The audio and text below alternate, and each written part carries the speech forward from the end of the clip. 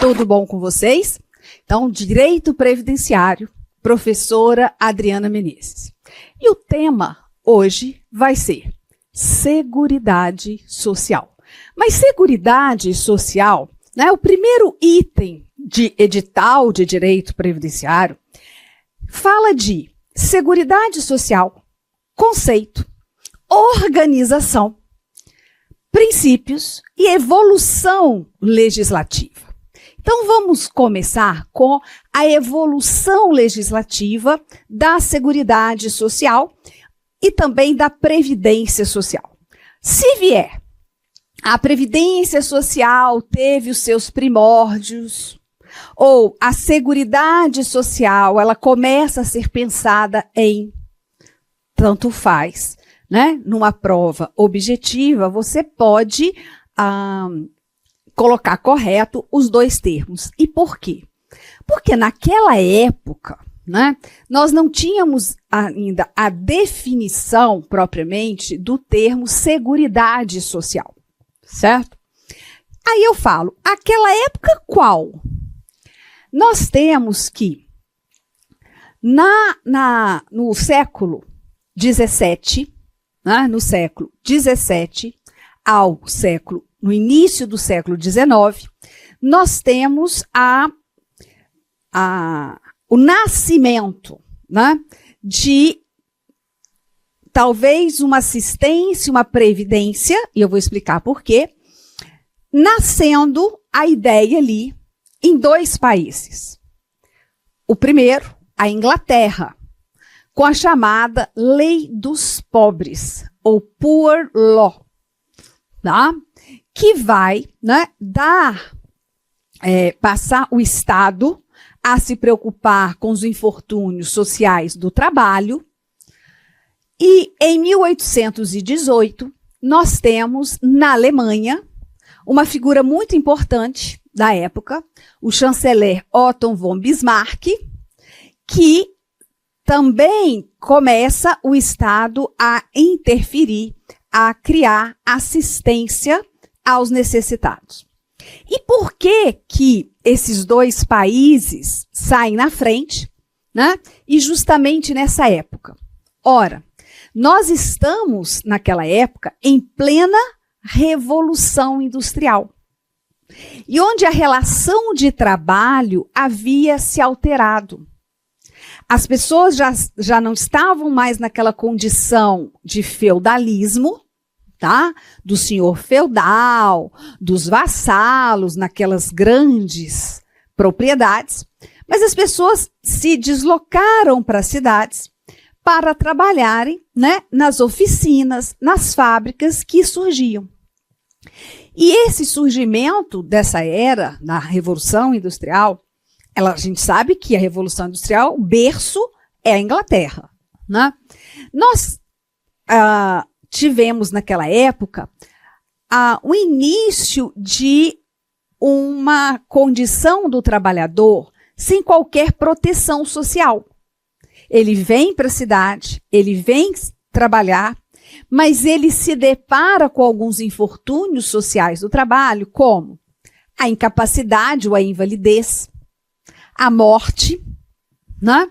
Deixando ele mesmo, o trabalhador, ou seus dependentes, à mercê da própria sorte. Por quê? Porque no sistema feudal, ainda nós tínhamos aquela relação do senhor com o vassalo, que ficava ali na propriedade. Então, ele tinha uma certa proteção. Com a mudança, né, da relação de trabalho, nós não temos isso. E aí, o Estado, na sua concepção maior, ele passa a se preocupar com essa situação, tá? Então, se eu tiver uma questão de onde é o berço da previdência, da seguridade, da assistência, são esses dois países, a Inglaterra e a Alemanha. Dependendo do seu edital, só pede a evolução legislativa no Brasil, não pede a comparada, tá? Então, nós vamos destacar aqui a evolução no Brasil. Como veio essa evolução legislativa né, até chegarmos em 1988, com um conceito, pela primeira vez, trazido pela Constituição Federal, de Seguridade Social. Olha, nós temos o Brasil independente, né, em 1822. Em 1824, tá, nós temos que a Constituição do Império, ela trata dos socorros públicos. Ora, esse socorro, né, que tinha aquela que fala do socorro público, é que, na verdade, essas pessoas eram cuidadas, né, por entidades, especialmente as Santas Casas de Misericórdia, que é um exemplo muito claro dessa época. Tá? E aí a gente chega na próxima Constituição, a Constituição de 1891, que é a Constituição da República, né? Nós temos nessa Constituição a previsão da concessão da aposentadoria por invalidez aos funcionários públicos. Então, nessa Constituição, foi a primeira a conter o quê? A expressão aposentadoria, tá? Aposentadoria. E aí sim, não se falava em previdência, esse termo, não se falava em assistência, mas previa para um grupo, que seriam os funcionários públicos, a chamada aposentadoria por invalidez permanente. Isso nós estamos em 1891 com a Constituição Republicana. Mas o grande marco da Previdência Social no Brasil, reconhecidamente pela doutrina, né, e até mesmo pelos ministérios, antes Previdência Social e agora nós temos o Ministério do Trabalho e Previdência, né, eles entendem que o marco principal da Previdência Social no Brasil é a então Lei Eloy Chaves, que na verdade é um decreto legislativo, tá? O decreto legislativo 4682 de 24 de janeiro de 1923. Ora, eu não posso dizer e nem concordar com uma assertiva em prova que fala que a Lei Eloy Chaves é o primeiro ato normativo no Brasil sobre previdência social. Não posso. Porque você viu, né? A Constituição de 1891, ela já traz o termo aposentadoria. Para um grupo pequeno, sim, mas ela já tem esse termo na Constituição. E mesmo antes, né, nós temos em 1919, por exemplo, o seguro contra acidente do trabalho, que à época era entendido como ramo à parte da Previdência Social. Tá? Então, se vier para você a Lei Eloy Chaves é o primeiro ato normativo de previdência no Brasil, você pode marcar errado. Mas vindo, é o marco inicial, é o considerado marco inicial da Previdência Social no Brasil, pode colocar certo. E por quê? Na verdade, o entendimento como marco inicial é por conta da estrutura, tá? Da estrutura desse decreto legislativo da Lei Eloy Chaves, que cria, naquele momento, a chamada Caixa de Aposentadoria e Pensão aos empregados das empresas de estradas de ferro. Então, veja, nós temos, né, no caso da Lei Eloy Chaves, e aí você vai verificar que você tem inúmeras questões sobre isso, especialmente no que a gente tem de CESP, SEBRASP, agora SEBRASP, né? Nós temos a Lei Eloy Chaves que cria a Caixa de Aposentadoria e Pensão para os empregados das estradas de ferro no Brasil. E não é difícil guardar isso, porque no início quando eu comecei a aula, eu disse a você que o início mesmo de pensar num Estado que ampare o trabalhador em caso de infortúnios sociais foi a Inglaterra. E aqui no Brasil, quem trouxe as ferrovias para o Brasil foram os ingleses, né? Então, na verdade, aí o quê? Um conceito trazido pelos ingleses para os trabalhadores brasileiros. E aí a primeira categoria, né, que vai ser agraciada com uma coisa mais estruturada de previdência, são os empregados das estradas, das empresas de estradas de ferro.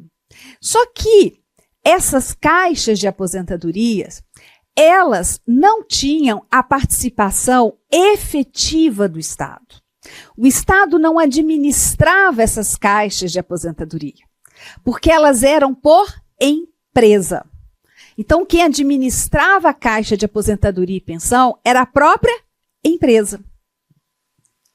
E olha, os benefícios que eram assegurados naquela época eram a pensão por morte, a aposentadoria por invalidez e a aposentadoria que na época chamava ordinária, que é a aposentadoria comum, né? Antes conhecida também como tempo de serviço. E essa era, a década de 20, ela então, depois que a Lei Eloy Chaves cria a CAP dos empregados das empresas de estradas de ferro, novas CAPs são criadas, outras CAPs são criadas, com a mesma estrutura. A empresa administra essa questão, tá? Bem, nós chegamos à era de 30, a década de 30. E essa década, ela é marcada, né, por ganhos sociais. O trabalhador, ele passa a ter um ganho social, você vai ver isso, muito importante na década de 30. E o Estado, naquela época, começou a se preocupar com: será que aquelas caixas de aposentadorias e pensões vão ter, no momento certo de conceder o benefício, condições financeiras para arcar com o benefício, já que são administradas pela própria empresa. Então, na década de 30, são as caixas de aposentadorias, elas deixam, né, de ser a proteção e passam a ser criados os chamados institutos de aposentadorias e pensão. Então, esses institutos, sim, tinham a participação do Estado, a administração do Estado. E esse instituto não era para um grupo de empregados de uma determinada empresa, mas os institutos eram instituídos para atender a uma categoria de trabalhadores. Nós tivemos, em 1933, né, o primeiro Instituto de Aposentadoria e Pensão. Qual? O Instituto de Aposentadoria e Pensão dos Marítimos, o IAPM. Tá? Então, os IAPs, eles atendem às categorias de trabalhadores, substituindo as caixas de aposentadorias e pensões. E eu disse para você, a década de 30 é uma década que tem muitas conquistas de trabalhadores. E isso, normalmente, né, o Sebrasp traz todo esse cenário histórico para você marcar correto ou errado. E aí nós temos a Constituição de 34, que foi uma Constituição da Era de Vargas, outorgada, né? E ela trouxe no seu texto o termo, a expressão previdência. Só previdência. Não trouxe previdência social, né? Previdência. Mas ela prevê ali a forma tríplice de custeio da previdência social. E isso é muito importante para a sua prova. Forma tríplice de custeio previdenciária, né? Por que tríplice? Contribuições do Estado, do empregador e do empregado. Então, eu tenho 3 agentes aqui que vão financiar a Previdência. Estado, empregador e o próprio trabalhador ou empregado. Mas veja que essa Constituição, ela não usa o termo social, só apenas previdência, tá? Só apenas previdência. Nós vamos ter o termo previdência social no texto da Constituição somente na Constituição de 46. A Constituição de 46 foi a primeira, tá? Foi a primeira a utilizar a expressão previdência social, substituindo aquela expressão de seguro social. Na verdade, quando a Constituição de 46 utiliza esse termo previdência social, ela mais queria dizer como um seguro social, como um seguro em razão dos infortúnios sociais do trabalho. E aí todas as demais, né, todas as outras constituições, a de 67, a de 88, tem esse termo previdência social no seu texto. Agora veja, eu já estou na década de 50, né, 1946, do século passado. E eu disse que os institutos de aposentadorias e pensões eram por categorias. Então, eu tinha vários institutos de aposentadorias e pensão e cada um com a sua própria legislação, né? Sim, mas isso era, como eu disse, um samba do crioulo doido. Por quê? Porque se hoje vocês, que estão se preparando, né, dentro do direito previdenciário, vocês estão se preparando e reclamam de estudar 2, 3 leis e 2 decretos, você imagina se você prestasse um concurso na década de 50. Ou se você atuasse, né, como advogado da área previdenciária. Em 1960, então, a LOPES, Lei Orgânica da Previdência Social. A Lei Orgânica da Previdência Social unifica toda a legislação previdenciária, tá? Toda a legislação previdenciária. Então, a LOPES, ela, na verdade, é a lei que vai unificar aquela legislação de todos os institutos que nós temos. E em 1963, nós temos a criação do antigo e já extinto FUNRURAL, tá? Que institui o quê? O Fundo de Assistência e Previdência do Trabalhador Rural. Olha, mas naquela época era separado exatamente. Aquela época, né, se tinha a Previdência Urbana e esse Fundo de Assistência e Previdência do Trabalhador Rural.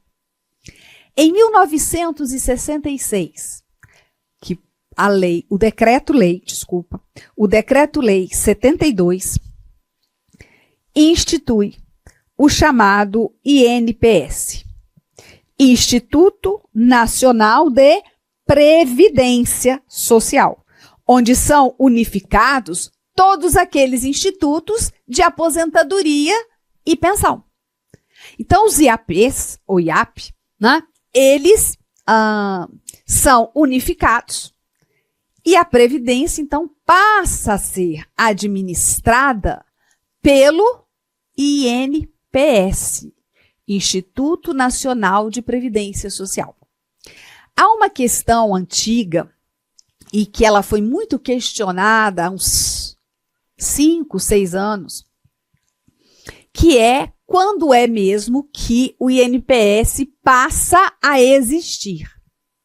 Olha, embora ele tenha sido criado pelo Decreto-Lei 72 de 1966, ele passa realmente a existir em 1967. Por quê? Porque esse Decreto-Lei entra em vigor em janeiro de 67. Então, até 66 não existia o INPS. Ele passa a existir realmente em janeiro de 1967. E ele vai tratar, ele vai administrar, né, a Previdência no Brasil. Tá? Em 1967, o seguro de acidente do trabalho passa a fazer parte da Previdência Social, que desde 1919 era considerado um ramo à parte. Então, seguro de acidente do trabalho é ramo dentro da Previdência, né? É tema abordado pela Previdência Social. Tanto assim que depois você vai ver que a nossa lei atual de benefícios está lá contemplando a questão do acidente do trabalho. Veja, em 1971, nós temos a criação, a instituição do Pró-Rural. Olha, Programa de Assistência. Tá? Não é de previdência, mas é um programa de assistência ao trabalhador rural. E esse programa, olha só, concedia um benefício que era chamada aposentadoria por idade ou aposentadoria por velhice, que era concedida aos 65 anos. Mas ela tinha cunho assistencial e não previdenciário. Tá? Equivalia esse benefício a 50% do salário mínimo, a meio salário mínimo. Aquele salário mínimo maior no país. Porque naquela época nós tínhamos salários mínimos por região. Então se pagava, né, se baseava no maior salário mínimo do país e pagava 50% ao trabalhador rural que completasse 65 anos de idade. Bom, agora mais atenção ainda. 1977.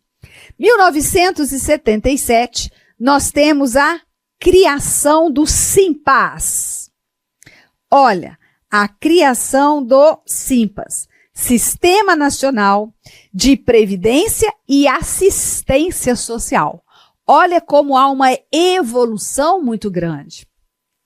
Se nós já temos nas constituições o termo Previdência Social, o Estado brasileiro, né, ele já está preocupado também com benefícios assistenciais, como há pouco eu falei do benefício de aposentadoria por velhice ao trabalhador rural. Então, em 1977, é criado o Sistema Nacional de Previdência e Assistência Social, onde estão ali o INPS, que tratava da Previdência, tá? Da Previdência Social. O INAMPS, que nesse caso, tá? Que nesse caso cuidava da assistência médica. E pasmem, o INAMPS, ele prestava assistência médica apenas aos segurados da Previdência e seus dependentes. Não é como hoje que o SUS atende independentemente da pessoa contribuir para o sistema, né? Mas na época, o INAMPS, ele só prestava assistência médica aos segurados da Previdência e seus dependentes. Nós tínhamos também, formando o Simpas, integrando o Simpas, o IAPAS, o Instituto de Arrecadação da Previdência e Assistência Social, né? Porque, entre outras atribuições, era ele que tinha a função de arrecadar, cobrar e fiscalizar as contribuições previdenciárias. Tínhamos a SEMI, Central de Medicamentos, a LBA, Legião Brasileira de Assistência, a FUNABEM, que é a Fundação Nacional do Bem-Estar do Menor, e a DataPrev, que é uma empresa pública de processamento de dados da Previdência Social. Desses aí, do Simpas, o único que ainda existe é a nossa Dataprev, né? E por que nós não temos mais INPS, INAMPS, etc. Nós vamos chegar agora em 1988. A Constituição Republicana, né, mais democrática, que é a Constituição de 1988. Essa Constituição, ela trouxe no seu texto, foi a primeira vez que uma Constituição brasileira traz no seu texto o termo Seguridade Social. Seguridade Social. Até então, víamos Previdência Social. E agora nós temos Seguridade Social. E eu quero que você, ao assistir essa aula, marque para mim o caput do artigo 194 da Constituição Federal. Seguridade Social como um conjunto integrado de ações, de iniciativa dos poderes públicos e da sociedade, destinados a garantir os direitos à saúde, à previdência e à assistência social. Então, nós temos aqui o nosso famoso SPA.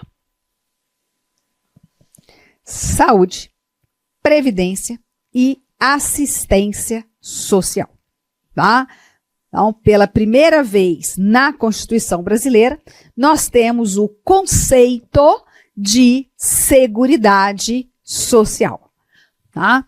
Cuidado para você, quando for enfrentar uma banca, que ela é mais literal, né? Normalmente eles tiram esse integrado e tem que ter, é um conceito integrado de ações. De iniciativa de quem? Da sociedade e dos poderes públicos, destinados a assegurar os direitos à saúde, à previdência e à assistência social. Você verifica aqui que existem outros direitos sociais, né, garantidos na Constituição Federal, como moradia, transporte, segurança, lazer. Mas apenas esses três estão assegurados pelo sistema de Seguridade Social, tá? Somente esses três. Então, vamos lembrar sempre do SPA. É aquilo que você sonha, né? Depois de tomar posse no cargo que você almeja. E eu vou contar. Eu também já sonhei, nunca consegui ir, né? Sonhava e depois que passasse num bom concurso, eu ia parar de estudar e ia ficar ali curtindo. Nada. Comecei a dar aula há mais de 20 anos, quase 22 anos, né, no magistério, e nunca mais tive essa oportunidade. Mas eu quero que vocês tenham. Então, veja só. SPA. Por que eu estou frisando nesse SPA? Né? Eu estou frisando porque o examinador coloca saúde, previdência, assistência social e educação, saúde, previdência e educação. Então, são somente esses três direitos, certo? Nós chegamos em 1988 com a nova Constituição e ela traz uma nova sistemática, tanto para a previdência quanto para a saúde. Se você verificar no artigo 196 da Constituição Federal, você vê lá, a saúde é um direito de todos e dever do Estado. E deverá ser prestada de forma universal e igualitária. Ora, a nossa Constituição de 88, ela não tem mais aquele conceito, né, aquela abordagem de INAMPS, que só teria direito à assistência à saúde o que estivesse vinculado à Previdência Social, não mais. Então, o que eu tenho aqui? Eu tenho que a saúde é um direito de todos, o dever do Estado, e as ações serão prestadas de forma universal e igualitária. Então, o INAMPS, ele já não fazia, né, ele já não se amoldava à nova ordem constitucional. E ele é extinto em 1993, porque em 1990 é criado o Sistema Único de Saúde, o SUS. E a gente sabe que o beneficiário do SUS, ele necessariamente não precisa estar contribuindo para a Previdência ou para a Seguridade Social. A relação do beneficiário com as ações públicas de saúde não são vinculadas a ele estar inscrito na Previdência ou ele estar contribuindo para a Previdência. Não. Então, nós temos, em 1990, esse sistema nacional de previdência social, ele é extinto, tá? Cria-se o INSS, então veja só, e aqui está errado. Cria-se o INSS, Instituto Nacional do Seguro Social, que naquela época veio da fusão do IAPAS e do INPS. Por que veio da fusão dos dois? Porque o INSS, quando criado, ele tinha a competência, a atribuição de cuidar, administrar, né, a Previdência Social e arrecadar, cobrar e fiscalizar as contribuições previdenciárias. E até 27 de julho de 2021, o INSS estava vinculado ao Ministério da Economia.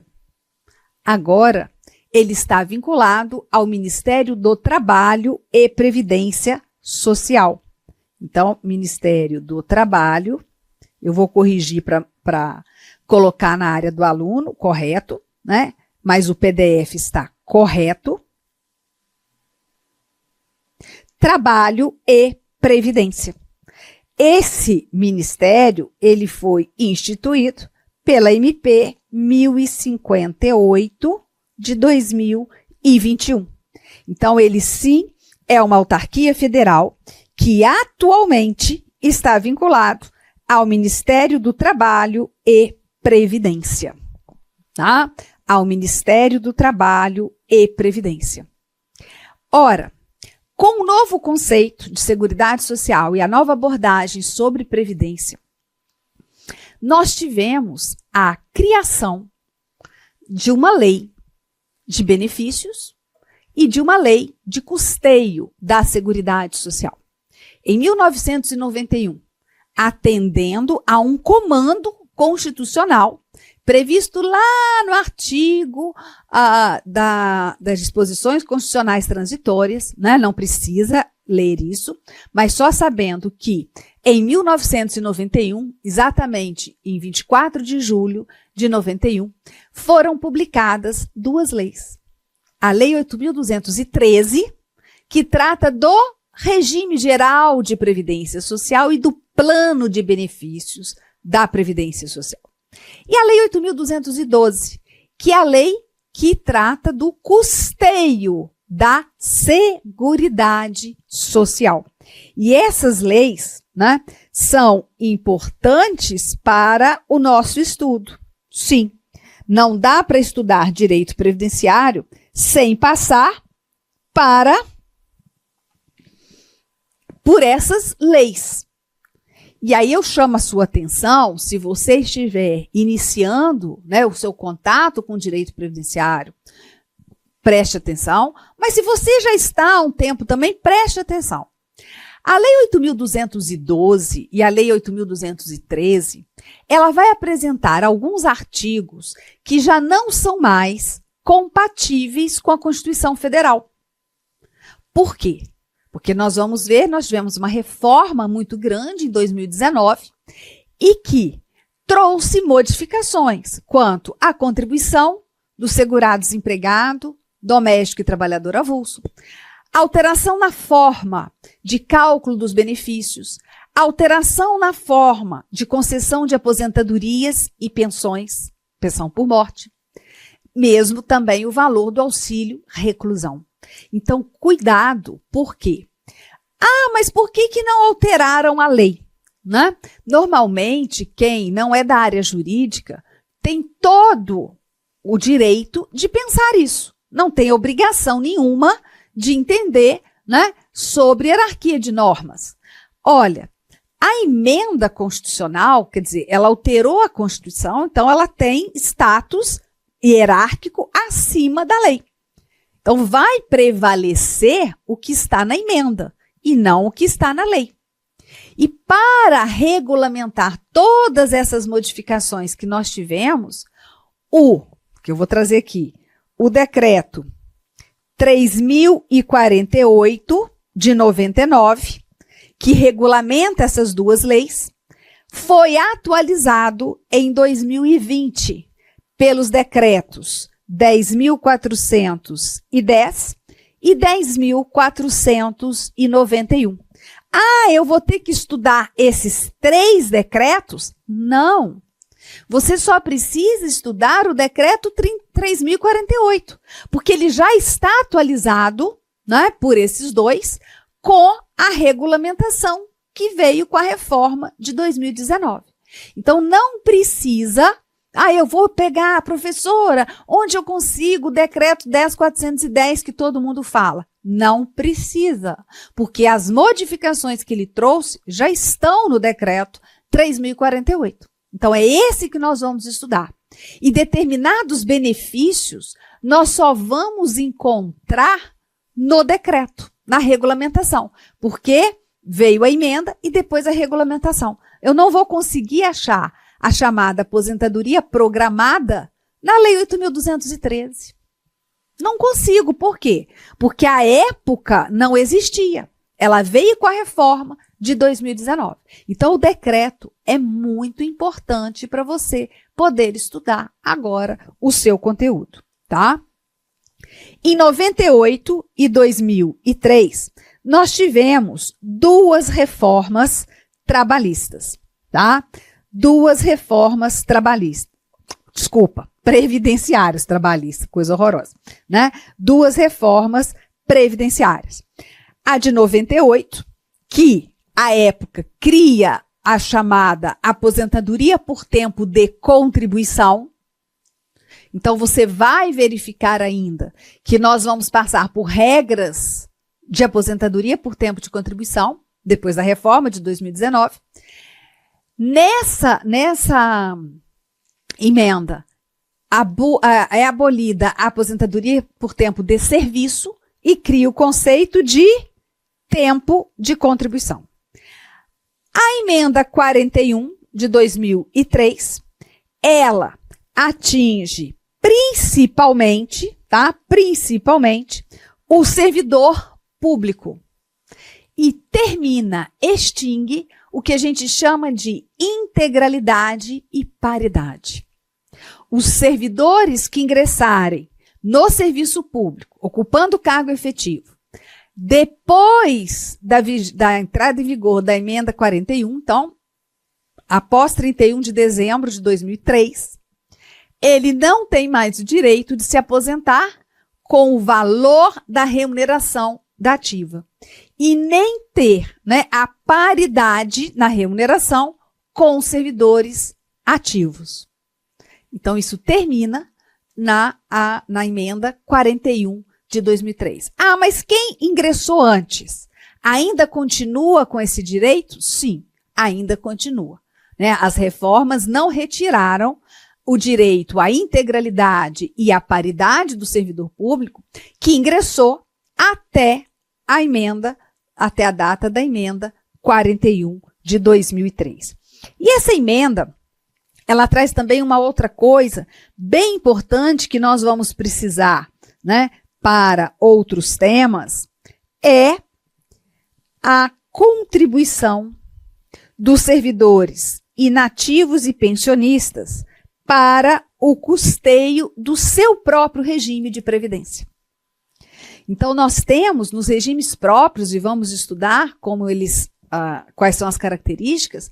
Uma das características do regime criado por um ente federado para os seus servidores é que os aposentados e pensionistas contribuem para o sistema, também financiam esse regime de previdência, ao contrário do regime geral, que nós não temos contribuição incidindo sobre proventos de aposentadorias e pensões, tá? Então, essa emenda 41 é importante. Em 2007, nós temos aí, o INSS perde, na verdade, a atribuição de arrecadar, fiscalizar e cobrar as contribuições previdenciárias. Quem começa agora, quem fica com a administração, com a arrecadação, a cobrança e a fiscalização das contribuições para a Previdência Social é a Receita Federal do Brasil, ou também conhecida como Super-Receita. Por que foi conhecida como Super-Receita? Porque até 1º de maio de 2007, ela não administrava as contribuições previdenciárias, somente os outros tributos federais. E ela passa a ter essa atribuição, né? A Secretaria da Receita Previdenciária, vinculada ao Ministério da Previdência, à época, foi extinta, e a Super-Receita, que a Receita Federal passa a se chamar Secretaria da Receita Federal do Brasil, ela, então, passa também a administrar as contribuições previdenciárias, as contribuições da Previdência Social. Né? E vamos à Lei 12.618 de 2012, onde a União institui o plano de previdência complementar para seus servidores titulares de cargo efetivo, com base, com fundamento, no parágrafo 14 do artigo 40 da Constituição.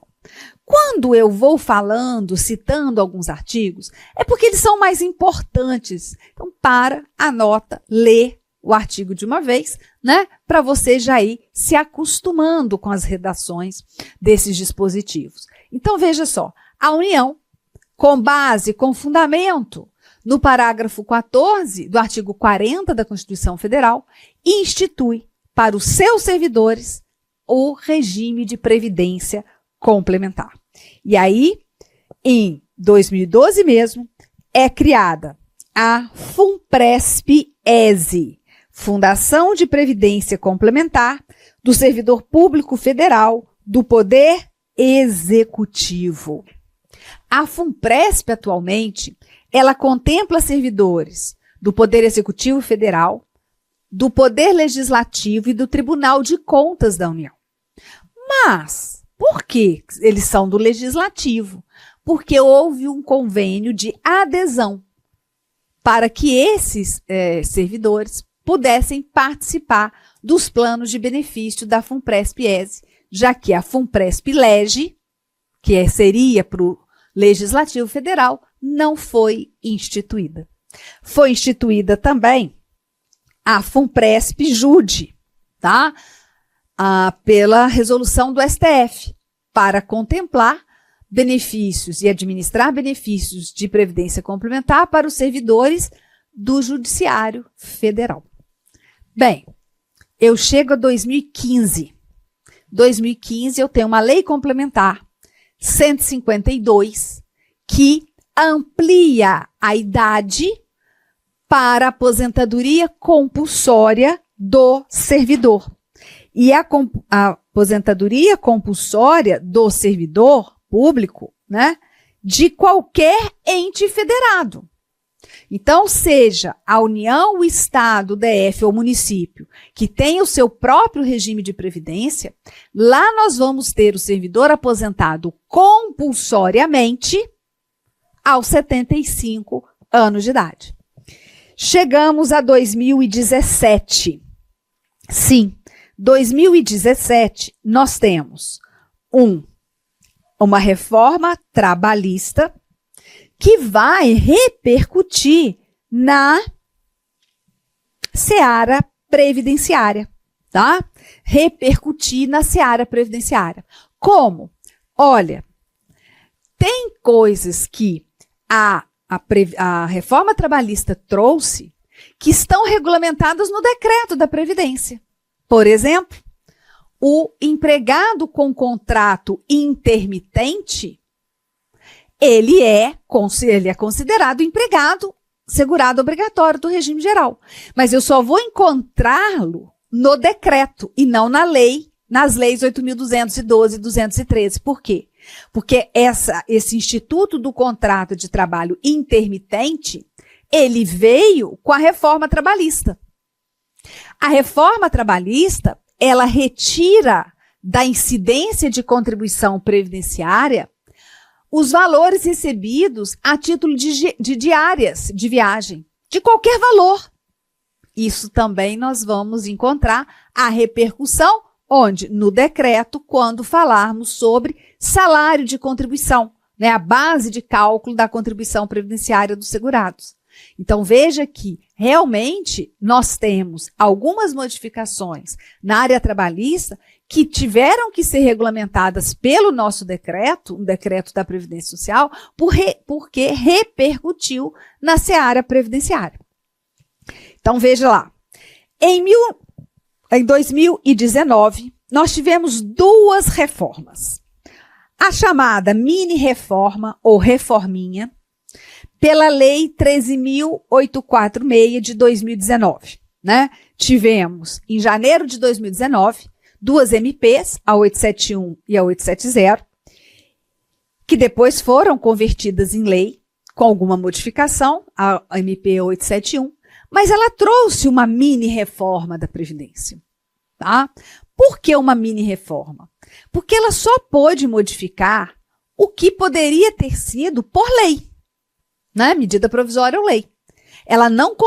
Uma lei não consegue reformar a Constituição.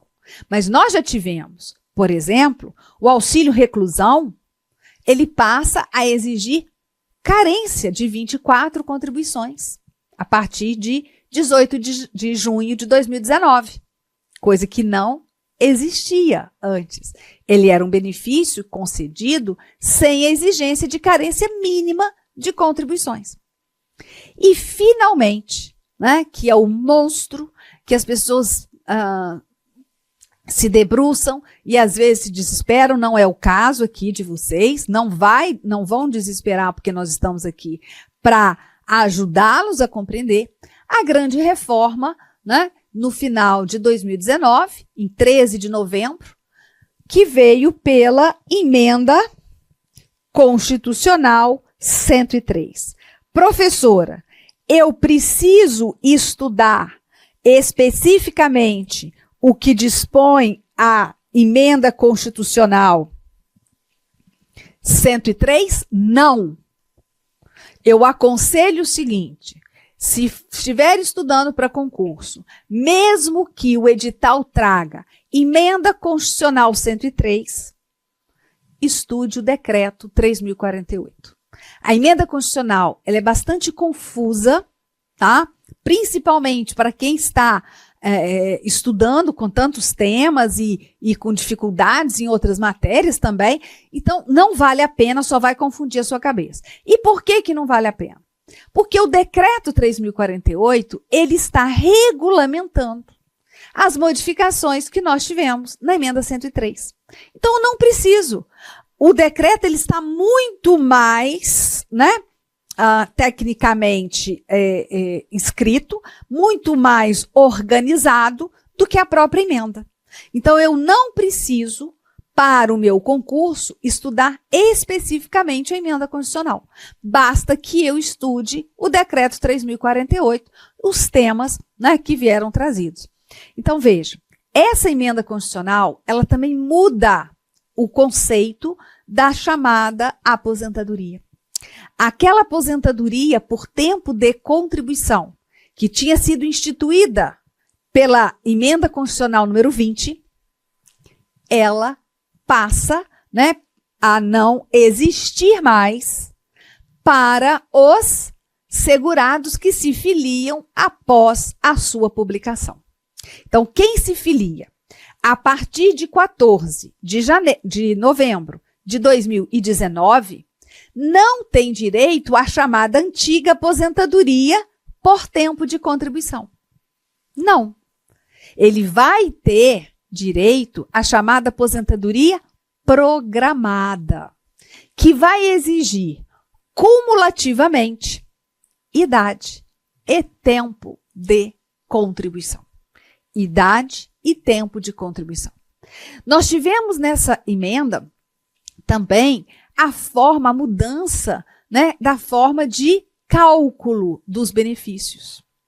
Tivemos alteração na concessão da pensão por morte, que ficou muito mais restrito e perversa a regra para os dependentes do regime geral de previdência social, né?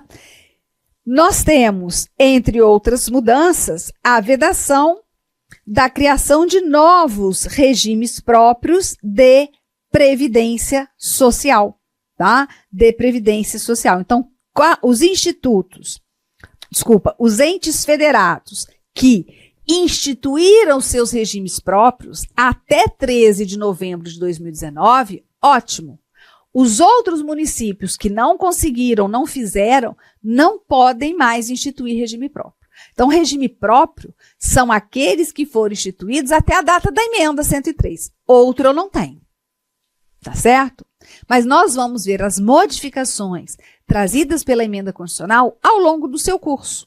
Quando nós falarmos de benefícios, de carência, né, de contribuição.